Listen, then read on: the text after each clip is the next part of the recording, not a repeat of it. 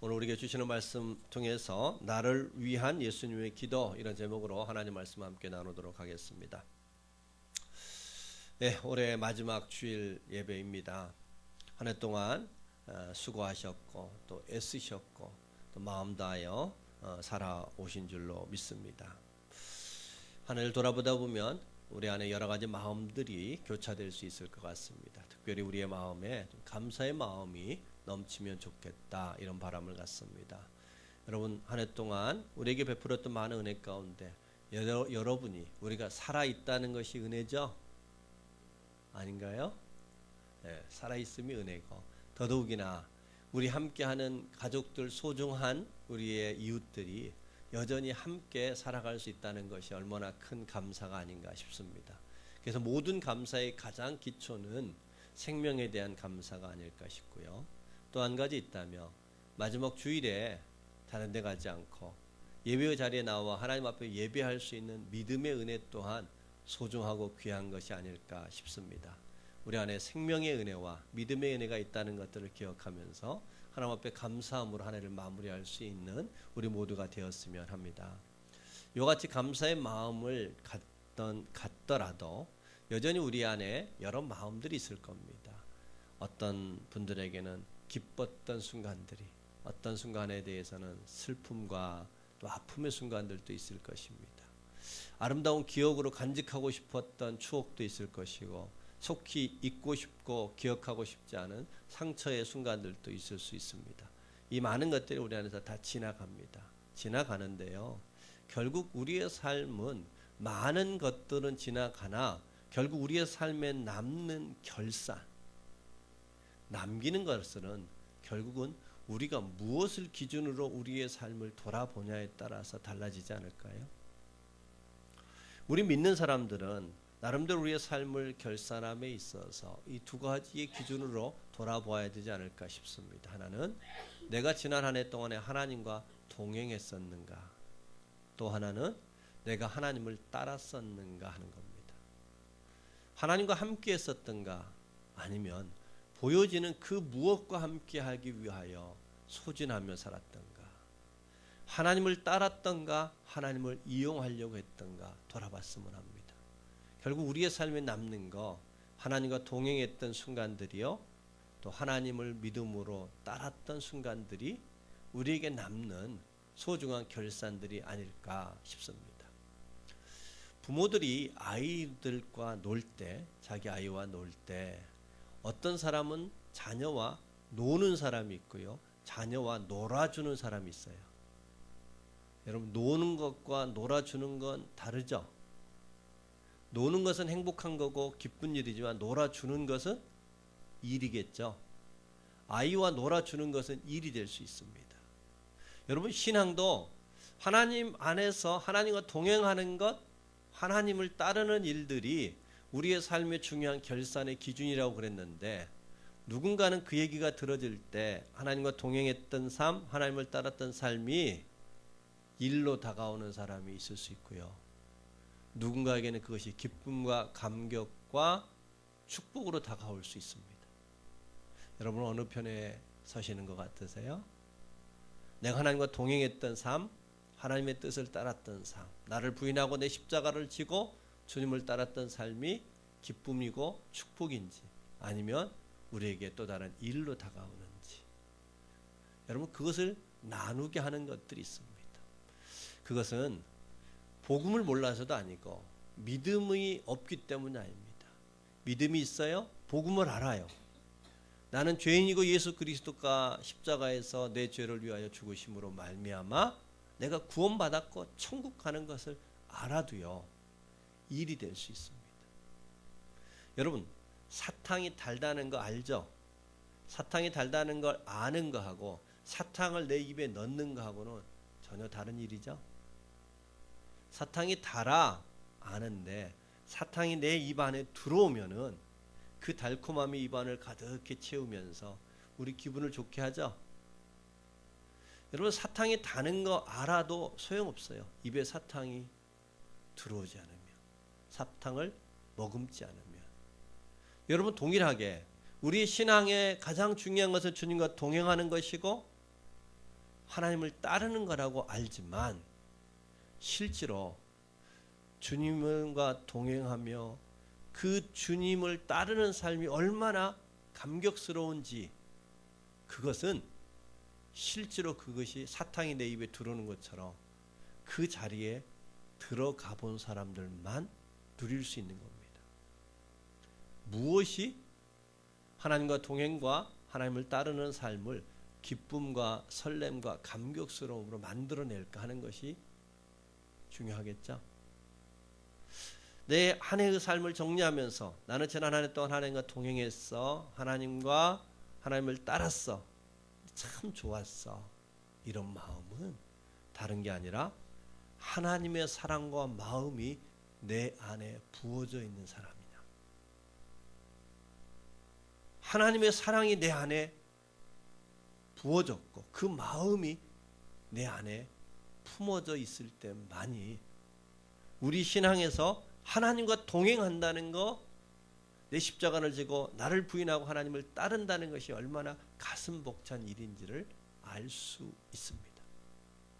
여러분, 오늘 한 해를 마무리하는 마지막 주일날 하나님 우리에게 주시는 말씀은 지난주에 이어서 예수님이 마지막 죽음을 앞에 두고 드렸던 기도에 대한 내용입니다.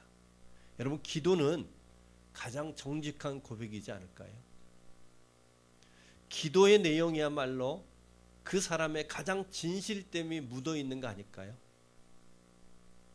우리 기도의 자리를 생각해 보면 그 기도의 자리는요, 아무런 가식이 없습니다. 꾸밈이 없습니다. 가장 진실된 우리의 모습을 담고 있는 게 기도죠. 예수님의 기도도 마찬가지일 겁니다. 그 예수님의 기도 속에 우리를 향한 사랑과 우리를 향한 마음이 고스란히 담겨 있습니다. 그러기에 오늘 예수님의 기도를 이 마지막 주일날 살피는 것은 특별한 은혜가 아닐까 싶습니다. 바로 그 기도 안에 담겨져 있는 하나님의 사랑, 그 기도 안에 담겨져 있는 우리를 향한 하나님의 마음이 저와 여러분 속에 부어지는 예배되기를 소망합니다.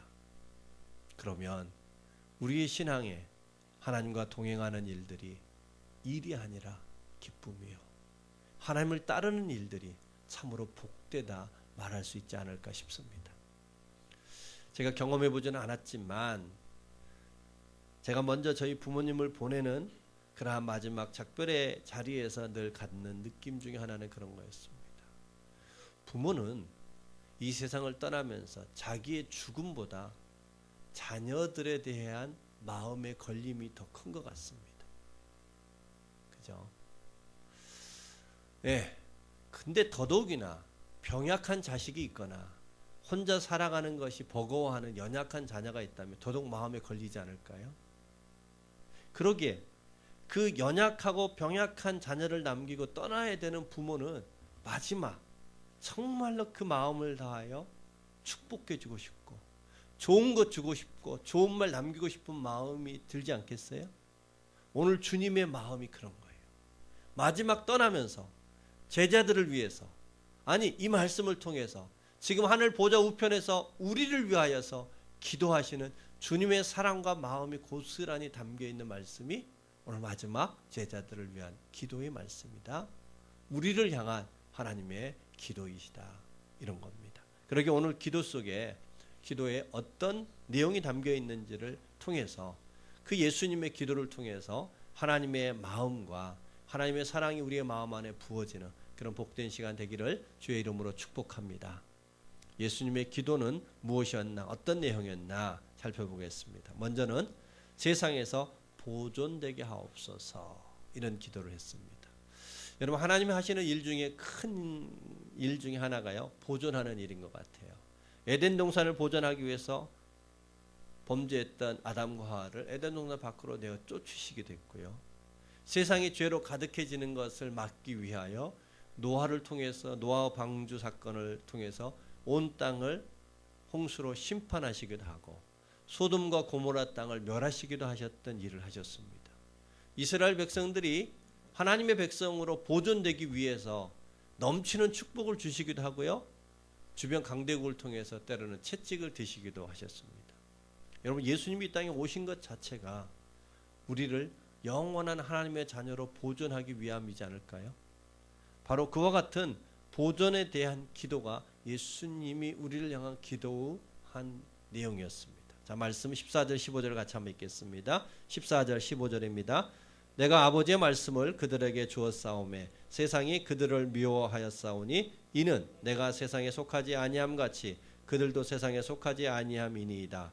내가 비옵는 것은 그들을 세상에서 데려가시기를 위함이 아니요 다만 악에 빠지지 않게 보존하시기를 위함이니이다. 예수님의 우리를 향한 기도, 제자들을 위한 기도의 한 대목은 보존해 달라는 겁니다. 예수님의 목적은 그 제자들을 데리고 하늘나라에 가는 게 목적이 아니라 이 땅에 보존하기를 원하셨던 것입니다. 이 땅에서 하나님의 나라를 살아내는 자가 되기를 바라셨던 거죠. 여러분, 보존은 뭔가 지키고 싶은 것이 있는 사람의 마음이죠. 내가 뭔가를 보존하고 싶다는 것은요, 귀하고 바르고 아름답기에 그것을 잘 지키고자 하는 마음인 것이죠. 왜 주님은 우리의 보존을 위해서 기도했냐마는 세상이 우리를 미워하기 때문이라는 겁니다. 세상이 우리의 소중한 것을 빼앗아 가려고 하기 때문에, 세상이 우리의 것들을 해치려 하기 때문에 보존하게 해달라고 기도한 겁니다. 여러분, 세상은 왜 우리를 해치려고 한다고 했어요? 왜 우리를 미워한다고 그랬어요? 두 가지 얘기하셨습니다. 하나는 우리에게 말씀이 주어졌기 때문입니다. 또 한 가지는 우리가 세상에 속하지 아니하였기 때문에. 자, 세상이 우리를 미워하고 세상이 우리를 흔들고 세상이 우리를 해치려 하는 이유는 우리가 말씀을 가졌기 때문이요, 세상에 속하지 아니하였고 하나님 앞에 속하였기 때문이라는 겁니다. 여러분, 달리 말하며 우리가 이것을 귀하게 여기지 않으며 보존할 이유가 있나요, 없나요? 여러분 집에 있는 쓰레기를 고이 보존하는 사람 없죠? 다 버리죠? 아니, 속히 가져가기를 원하죠? 보존한다는 것은 귀함을 알아야 돼요. 우리 예수님은 이것이 가장 귀한 거야 라고 말씀하시는 겁니다. 내가 너희를 위하여 기도하는데 이것을 꼭 보존해 주셨으면 좋겠다고 기도하겠다는 겁니다. 그 두 가지가 말씀을 가졌다는 일과 하나님께 속했다는 일이에요. 여러분, 이것이 정말 우리가 지킬 만한 일인가요? 보존할 만한 일인가요? 잘 한번 생각해 보십시다. 저 두 아들이 있는데요, 저 두 아들에게 저는 가능하면 무한한 자유를 주려고 합니다. 자유를 주려고 하니까 자유에 대해서 많이 생각해 보잖아요. 자유에 대해서 생각해 보면서 알게 되는 것은요, 자유가 두 종류가 있더라는 거예요. 하나는 큰 자유와 작은 자유. 어떤 자유라고요? 큰 자유와 작은 자유. 큰 자유는 우리 애들이 살아갈 세상입니다. 그들이 살아갈 세상에 대해서 무한한 자유 누릴 수 있기를 바라고, 그들이 직업을 원하는 대로 택할 수 있는 그러한 자유, 다른 사람들에게 마음껏 사랑하고 도울 수 있고 베풀 수 있는 그러한 자유, 그들이 살아갈 세상에 대한 자유를 주고 싶은 거예요. 그래서 저는 저희 아들들에게 한 번도 너 이런 직업 가져라 저런 직업 가져라라고 말해본 적이 없어요. 왜? 애가 택할 자유이니까. 대신 그 넓은 세상을 바라볼 수 있는 시야를 열어주려고 애를 썼습니다. 이런 큰 자유를 주고 싶은 것이 있는데요, 또 한 가지의 자유가 있더라는 겁니다. 어떤 자유냐면은 마음대로 놀고 싶은 자유, 마음껏 핸드폰 하고 싶은 자유, 게임에 푹 빠질 자유, 제 멋대로 말하고 싶은 자유, 먹고 싶은 대로 먹어버리고 싶은 자유, 저녁 늦게까지 놀다가 아침 늦게까지 잠자고 싶은 자유. 이것도 자유예요, 아니에요? 자유죠. 큰 자유와 작은 자유가 있는데 큰 자유와 작은 자유는 공존할 수 없다는 겁니다. 둘 중에 하나를 택해야 돼요. 여러분은 뭘 택하고 싶으세요? 따라오시는 거죠? 큰 자유는 넓은 세상을 마음껏 살아가고 싶은 자유예요. 내가 원하는 일들을 하고 할 수 있는 자유예요. 다른 사람들을 많이 섬기고 베풀 수 있는 자유라고요. 반면에 여기는 먹고 싶은 거 먹고 자고 싶은 거 자고 게임하고 싶은 대로 게임하고 하고 싶은 자유. 이 두 가지는 절대로 공존이 어렵다는 거예요. 저의 바람은 큰 자유를 위하여 이 작은 자유를 제한하며 살라는 겁니다.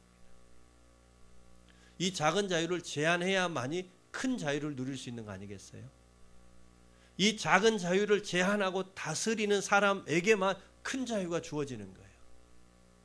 내가 놀고 싶은 거 다 놀고 게임하고 싶은 거 다 하고 불규칙적으로 마음대로 말하고 자기 멋대로 사는 사람에게 내가 원하는 직업을 택할 수 있는 자유는 주어지지 않습니다. 내가 남을 사랑하고 베풀고 돕고 싶다고 해서 마음뿐이지 도울 수 있는 자유가 주어지지 않습니다. 곧 큰 자유를 위하여 작은 자유를 제한해야 되는데, 여러분 나이가 어릴수록 인생의 안목이 짧을수록 큰 자유보다 작은 자유를 누리려고 하지 않겠어요? 부모는 모름지기 자녀에게 큰 자유를 주고 싶은 마음이 있지 않을까요? 작은 자유를 제한하는 거예요. 그래서 작은 자유는 대부분 원칙과 관련되어 있습니다. 신앙의 원칙, 말을 함에 있어서의 원칙, 시간을 관리하는 것에 있어서의 원칙, 이러한 원칙들을 잘 다스리고 지킬 때만이 큰 자유가 주어지는 거죠. 달리 말한다면 큰 자유를 보존하기 위해서는 작은 자유를 다스리고 제한하고 관리할 줄 알아야 큰 자유가 보존되는 거죠. 오늘 예수님이 우리에게 말씀하시는 것은 이와 같은 것입니다. 예수님이 우리에게 주고 싶은 게 있다는 것입니다. 보존하고 싶은 게 있다는 것입니다. 지키고 싶은 게 있다는 것입니다. 그것은 우리가 하나님의 말씀을 소유한 자로 살아가기를 원하는 것, 하나님의 말씀을 길삼고 살아가는 자 되기를 원하는 것, 하나님에 속하여서 하나님의 도움을 받고 하나님의 편에서 하나님과 함께 기뻐하며 하나님의 승리에 동참하는 자가 되는 그것을 보존하고 싶다는 것입니다. 그러기 위해서 우리에게 필요한 것은 작은 자유를 제한하는 것이 필요하다는 거죠. 시편 119편 105절과 106절에 이와 같은 말씀이 있습니다. 여러분이 읽어드리겠습니다. 주의 말씀은 내 발의 등이요 내 길의 빛이니이다. 주의 의로운 규례들을 지키기로 맹세하고 굳게 정하였나이다. 하나님의 말씀은 우리가 살아가는 길의 등이요 빛이라는 겁니다. 여러분 내가 아무리 바르게 걸어가고 싶어도 바른 것을 지켜가고 싶어도 빛이 없으면 분별하기 어렵잖아요. 하나님의 말씀은 우리에게 길의 등이요 빛이 된다는 겁니다. 그런데 우리가 해야 될 것은 주의 의로운 규례를 지키기로 맹세하고 굳게 마음을 정하였다는 겁니다. 여러분 우리의 마음에 정함이 없으면, 우리의 마음에 지키기로 결단함이 없으면 아무리 좋은 것들을 우리에게 주려 한다 할지라도 보존되지 않는다는 겁니다. 여러분 우리의 주님이 우리를 향한 간절한 사랑은 다른 데 있는 게 아니라 감정적인 사랑, 그저 우리와 함께 우리에게 그저 우리의 귓가에 좋게 들려오는 위로가 아니라 우리의 영원한 삶에 보존되어져야 될 것들이 무엇인지를 바르게 알게 만들어주고 싶은 하나님의 사랑, 그것만큼은 내가 꼭 지키기를 원해. 죽음 앞에서까지 기도하시고 오늘 하나님 보좌 우편에서도 여전히 우리를 위하여 기도하시며 새해를 준비하시면 그 주님의 기도 안에 하나님 내게 주신 자들이, 주의 이름으로 모여진 모든 성도들이 새해도 아름답게 보존되기를 원합니다. 말씀 가진 자로, 하나님께 속한 자로 그들이 보존되어졌으면 좋겠습니다. 주님의 그 기도가 응답이 되기 위하여 우리의 결단이 필요합니다. 우리의 결심이 필요합니다. 하나님 그렇습니다. 나도 말씀을 길 삼고 살아가고 싶습니다. 말씀의 원칙을 따라 살아가고 싶습니다. 큰 자유를 지키기 위해서, 그 영광을 지키기 위해서 오늘 내가 하고 싶은 대로 할 수 있는 나의 욕구를 다스리는 자가 되고 싶습니다. 제한하며 살고 싶습니다. 내 의지를 굳건하게 하여 주옵소서. 주님의 기도에 맞물려 저와 여러분도 함께 기도할 수 있는 신앙 되기를 소망합니다. 그럴 때 우리 2019년 또한 하나님 안에서 아름답게 보존되어지는 삶이 될 것입니다. 많은 것들이 지나가나 결국 보존되어지는 것들은 따로 있습니다. 우리가 말씀대로 살았느냐, 주님을 따랐느냐, 바로 그 영원한 생명의 보존이 우리 안에서 이루어질 수 있도록 여러분 하나님 앞에서 결단하며 우리의 마음을 굳건케 할 수 있는 저와 여러분 되기를 주님의 이름으로 축복합니다. 주님이 우리를 향한 첫 번째 기도가 세상에서 우리가 보존되기를 원하는 기도였다면 또 한 가지의 기도가 있습니다. 두 번째 기도는 진리로 거룩하게 하옵소서입니다. 자, 오늘 본문의 17절에서 19절 말씀을 같이 한번 읽겠습니다. 17절에서 19절 말씀 함께 봅니다. 그들을 진리로 거룩하게 하옵소서. 아버지의 말씀은 진리니이다. 아버지께서 나를 세상에 보내신 것 같이 나도 그들을 세상에 보내었고 또 그들을 위하여 내가 나를 거룩하게 하오니 이는 그들도 진리로 거룩함을 얻게 하려 함이니이다. 아멘.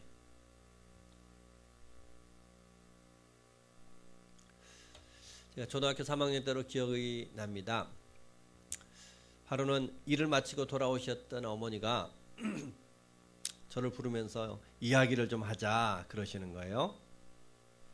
여러분 시골에서 일하기도 바쁜데 어머니가 불러서 이야기 좀 하자 하는 것은 좋은 징조예요, 나쁜 징조예요? 네, 그래서 잔뜩 긴장하는 마음으로 무슨 얘기를 하시려나 들어봤어요. 요약해 보면은 그 전주에 한 3km 정도 떨어져 있는 옆 동네 먼 친척들 되는 집에 다녀온 적이 있는데요. 그 집에서 그날 5,000원이 없어졌다는 거예요. 그런데 그 동네에 살고 있었던 다른 제 친구가 보니 그 주에 제가 학교 앞 가게에서 과자를 사 먹는 것을 봤다는 거예요. 이 두 가지가 합쳐지니까 어떻게 됐을까요? 제가 훔쳐갔을 것 같다. 그러고 이제 어머니한테 따졌다는 겁니다. 그래서 어머니가 저를 불러서 너 진짜로 네가 5,000원 훔쳤으면 오늘 밤에 가서 5,000원 돌려드리고 사과하자. 그런데 네가 훔치지 않았다며 훔치지 않았다고 당당하게 가서 네가 너의 결백을 주장했으면 좋겠다. 그래서 어둑어둑해지기 시작한 시각에 어머니 손을 잡고 3km쯤 떨어진 옆 동네에 찾아갔습니다. 그 5,000원 잊어먹었던 집에 가서 저는 결단코 5,000원 훔치지 않았습니다. 고백했고요. 또 친구 집에 찾아가서 내가 훔치는 거 보지도 않았는데 왜 내가 훔쳤다고 그렇게 오해할 만한 이야기를 했느냐 전함으로 그 아이로부터 사과를 받았습니다. 그리고 늦은 시각 어머니의 손을 잡고 이렇게 집에 돌아오는데 그 어린 나이지만 이런 생각이 들었어요. 우리 어머니는 내가 도둑놈 취급받는 거 엄청 싫으셨나 보다. 그리고 내가 그런 죄로부터 결백하고 깨끗한 삶 살았으면 좋겠다는 바람이 있으신가 보다. 나도 절대로 그래서 어머님 기대에 실망시키지 않도록 깨끗하게 바르게 살아야 되겠다. 이런 결심을 초등학교 3학년 그 어린 나이에 했었습니다. 여러분, 모든 부모의 바람이지 않을까요? 내 자식이 잘 되는 것만큼 바르기를 바라는 마음 있나요? 없나요? 있죠. 부모도 그런 마음이 있다면 우리 하나님은 마땅히 그런 바람 가지실까요? 안 가지실까요? 가지시죠. 그게 거룩함을 위한 기도였습니다. 우리 주님도 우리를 향한 기도 중에 그 짧은 시각, 죽음이 본인 앞에 다가오는 그 시각에 우리를 위하여 기도하는데 하나님, 이들이 잘 보존되게 해달라고. 동시에 이들이 진리로 거룩하게 해달라고. 여러분, 성도란 뜻은 구별된 자라는 거죠. 구별된 무리라는 뜻입니다. 저와 여러분을 향하여 하나님께서는 성도, 구별된 사람, 거룩한 사람 이렇게 말합니다. 오늘날 교회의 부끄러운 민낯이 세상에 너무 많이 드러나 버렸어요. 세상이 뉴스거리가 됐습니다. 목회자들의 부끄러움은 이제 전혀 새롭지도 않아요. 여러분, 이렇게 세상에 성도란 말, 교회란 말이 땅에 떨어졌지만, 세상이 우리를 향하여 뭐라고 말하지만 우리 하나님은, 우리를 보시는 눈은 여전히 성도입니다. 거룩한 무리입니다. 왜냐하면요, 우리에게는 예수 이름의 꼬리표가 붙어있기 때문에 그래요.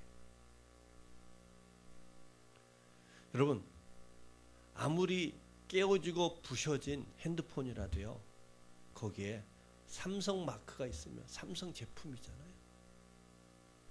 우리가 비록 깨어지고 부셔진 것 같아도요, 우리에게는 예수 이름의 꼬리표가 붙어 있어요. 그래서 하나님 우리를 여전히 거룩한 사람, 성도 이렇게 보고 이러한 삶을 기대하고 있습니다. 그런데 오늘 우리가 읽었던 본문에 보면 우리가 언뜻 이해되지 않는 한 표현이 있습니다. 그것은 우리가 읽었던 19절 후반부에 보면 뭐라고 하냐면 내가 나를 거룩하게 하오니, 이런 표현이 있습니다. 여러분, 예수님은 죄 없는 분인데 거룩하게 만들 필요가 없는데 예수님이 내가 나를 거룩하게 하오니 라고 표현합니다. 예수님이 자신을 거룩하게 만드셨다는 뜻이 뭘까요? 이건 우리가 좀 설명이 필요한 표현인 것 같아요. 구약에 보면은요, 제사를 드릴 때 그 제물에게 머리에 안수를 해요. 양을 잡기 전에 양에게 안수를 했어요. 왜냐하면은 그 양이 내 죄를 가지고 제물이 된다는 뜻이에요. 그걸 전가 이렇게 표현하죠. 나의 죄를 양에게 옮기는 거예요. 그래서 그 양을 제물 삼음으로 말미암아 내 죄가 깨끗해졌다. 그 표현이 오늘 예수님의 표현 속에 있습니다. 내가 나를 거룩하게 하오니, 예수님이 우리의 제물이 되시겠다는 겁니다. 그래서 우리의 거룩함이라는 것은 객관적인 거룩함이 아니라, 그래서 그것을 칭의 이렇게 표현합니다. 따라서 해봅시다. 칭의, 의롭다, 칭함받았다는 뜻입니다. 우리가 객관적으로 의로운 게 아니라 예수님이 우리의 모든 죄를 가지고 가셨고 그 예수님이 가지고 있던 의를 우리에게 옷 입혀 주셨다. 우리는 의롭다, 칭함받는 자들이다, 이런 뜻입니다. 예수님께서 우리에게 칭의를 베풀어 주셨다는 거예요. 그러기에 여러분, 우리 주님께서 우리를 향한 기도는 이런 것입니다. 너희가 10번 넘어지고 100번 넘어져도 다시 내 앞에서 의로운 자로 살아가라는 겁니다. 한 번도 죄짓지 않은 자처럼, 한 번도 넘어진 적이 없는 자처럼 우리의 삶을 거룩하게 보존하라는 겁니다. 여러분, 자동차를 처음 사면은 자동차 문을 탁 열면 안에 세차 냄새 나요, 안 나요? 나죠. 옆에 파란색 그 뭉툭하지 않도록 붙어 있는 거 있잖아요. 그게 파랗게 새 것으로 탁 장식된 새 차를 보면은 기분이 좋죠. 그 새 차를 아무 데다 주차하나요? 아니면 주차해 놓고 여러 번 둘러보나요? 둘러보죠.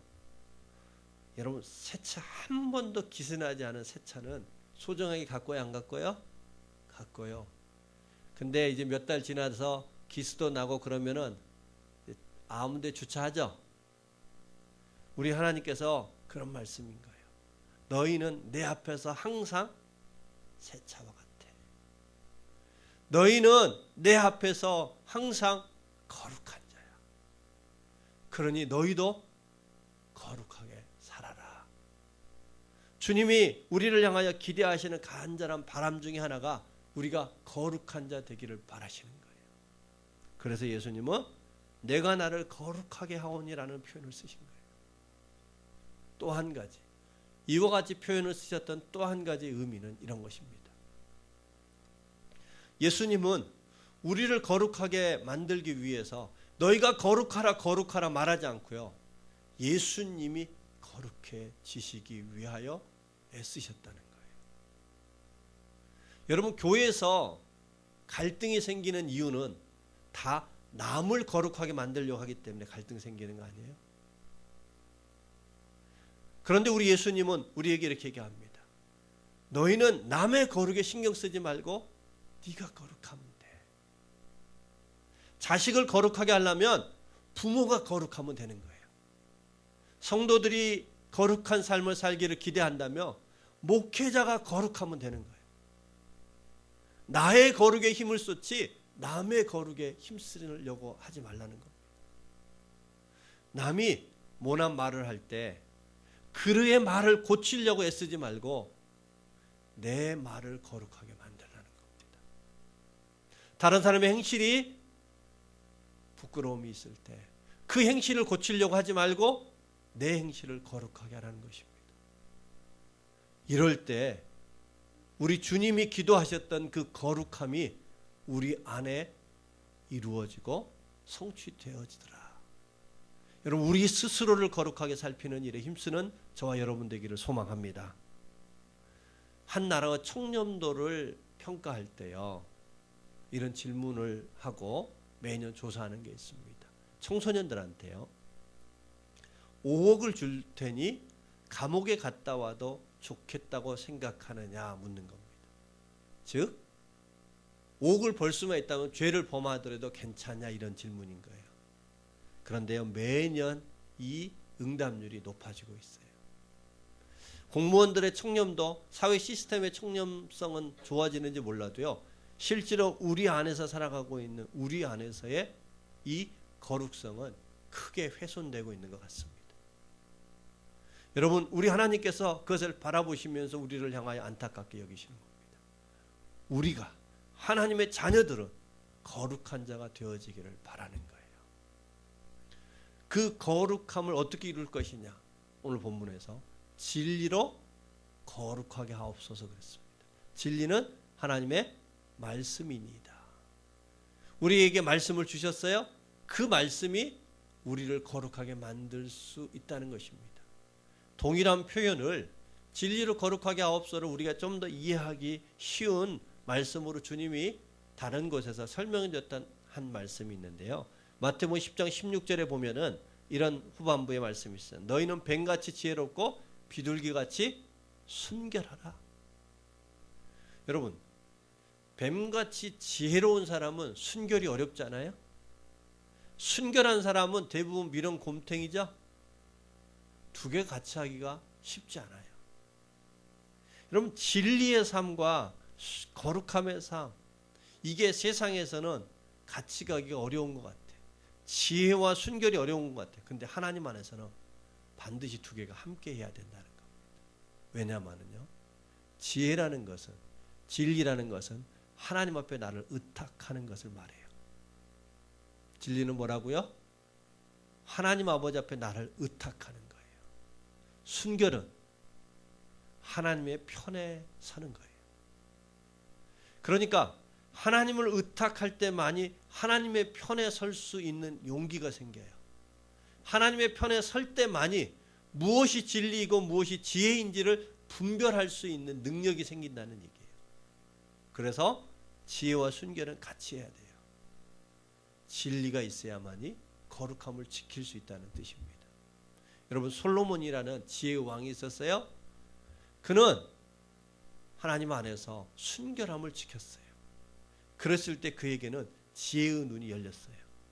그런데 순결함을 잃어버리고 자기 탐심에 빠지기 시작하자 세상을 분별하던 솔로몬이 자기 자신을 분별하지 못하는 무지로 전락하고 맙니다.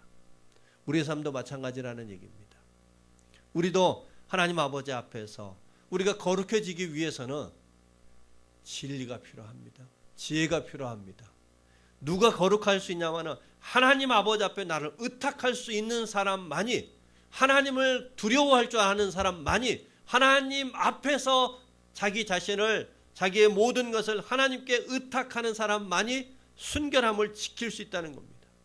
그렇지 않고서는 결단코 거룩을 지켜갈 길이 없습니다.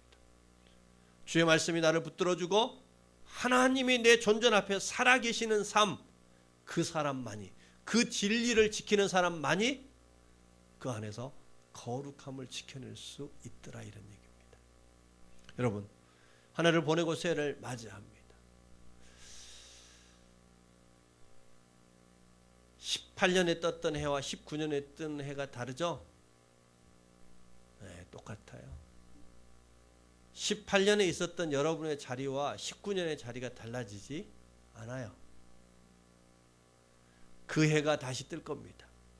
여러분, 해가 바뀌어도 여전히 그 자리에서 그 일을 할 거고 그 사람들을 만나게 될 겁니다.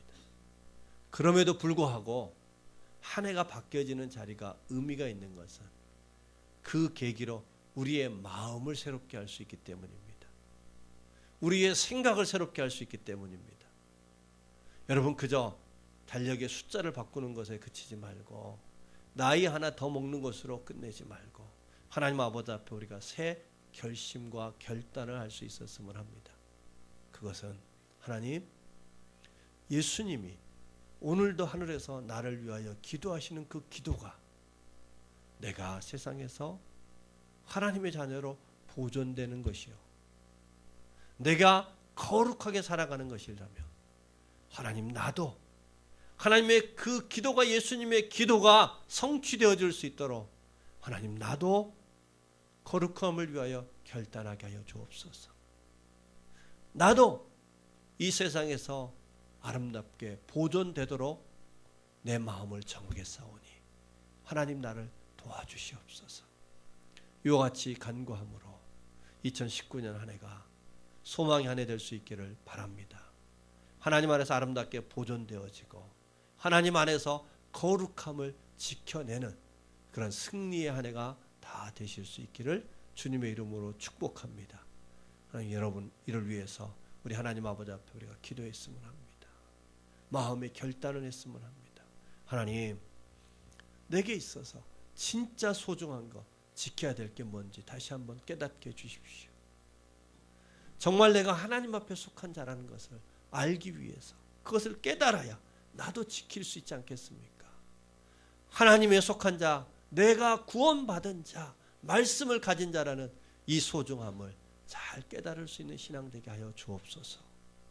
또한 우리 하나님께서 우리를 향하여 기대하시는 그 거룩함을 잘 지켜갈 수 있도록 우리 모두가 우리 하나님 아버지 앞에서 거룩함을 지킬 수 있도록 내게 말씀을 주옵소서, 진리를 깨닫게 하여 주옵소서, 지혜자가 될 수 있도록 주님 도와주시옵소서.